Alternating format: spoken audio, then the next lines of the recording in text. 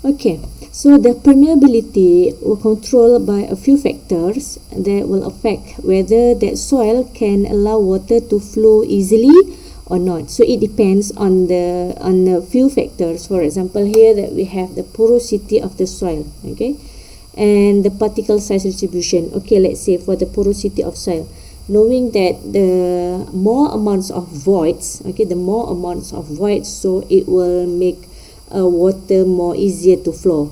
Compare with the very dense soil that there is a very minimums of void with lower porosity, so it will have low permeability. Means that, so with higher porosity, okay, with higher porosity, it will result to the higher K or higher permeability. Alright, so same goes to the particle size distribution. Okay, particle size distributions. Okay, the compositions of gravel, sand, okay, silt, clay. Okay, I believe that you still remember that when we are talking about the particle size distributions, it based on the compositions. For example, if we have gravel and sands, okay, the voids are more than compared with the silt and clay. So if you have this kind of distributions and more gravel sizes, okay, so we know that we have more voids, so it will contribute to the higher K value ataupun more higher permeability. Compare with silt and clay, it's have very minimums of void, okay, so it's a very cohesive soil and normally it will produce a low K value or low permeability. And the shape and the orientations of the particles and the shapes, the rounded shapes and the rounded shape, if you compare with the more soil that have the sharp edge, so which one will produce actually more void, so that will also affect to the permeability. The degree of saturation, remember the presence of water when we have SR equal to 1, so knowing that there are lots of water in that kind of soil, right?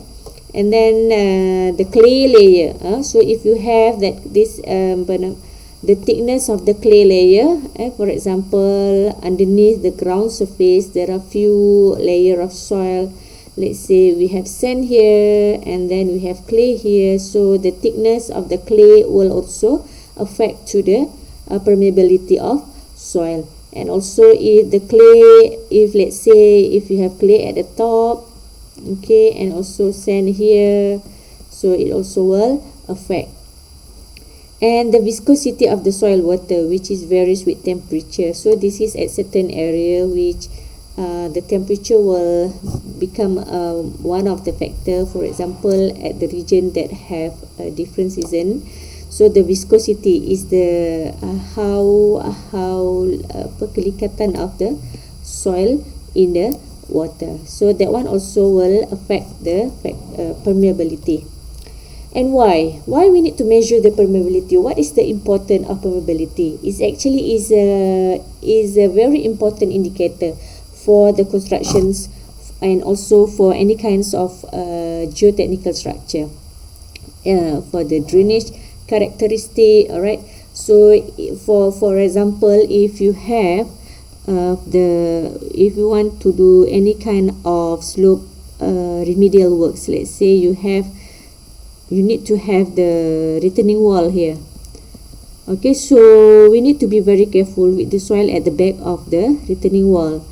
So to avoid the issue of settlement, the issue of strength issue, so if you have very low permeability, for example if you have clay or silt here as your backfill, knowing that it will store the water in the soil, so it will loosen the strength of the soil, okay, it's not good drainage for the backfill, for the retaining wall. So if you have the gravel size or the sand size, so since we know that that kind of soil have a very good voids ataupun more voids, so the water can fill once any infiltrations of water from the rainfall, so it can infiltrate to the proper drainage, okay.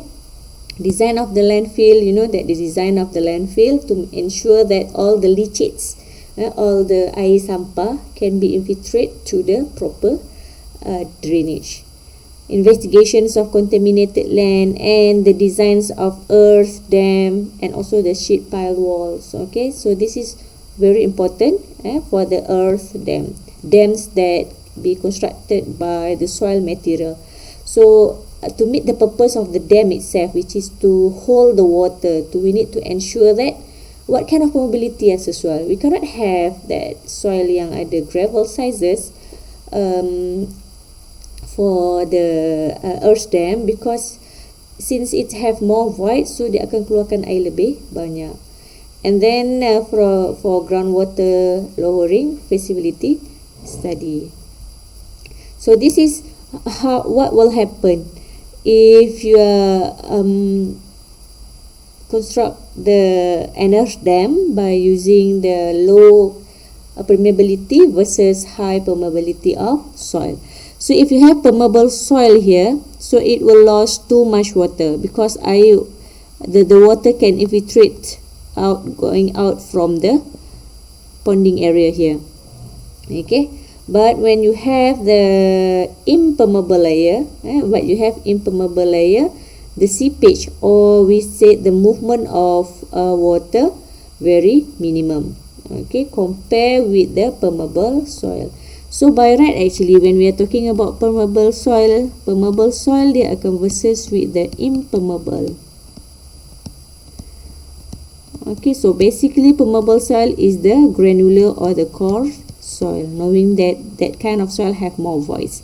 And impermeable is more to fine soil, knowing that it has low voids, okay, compared to coarse soil.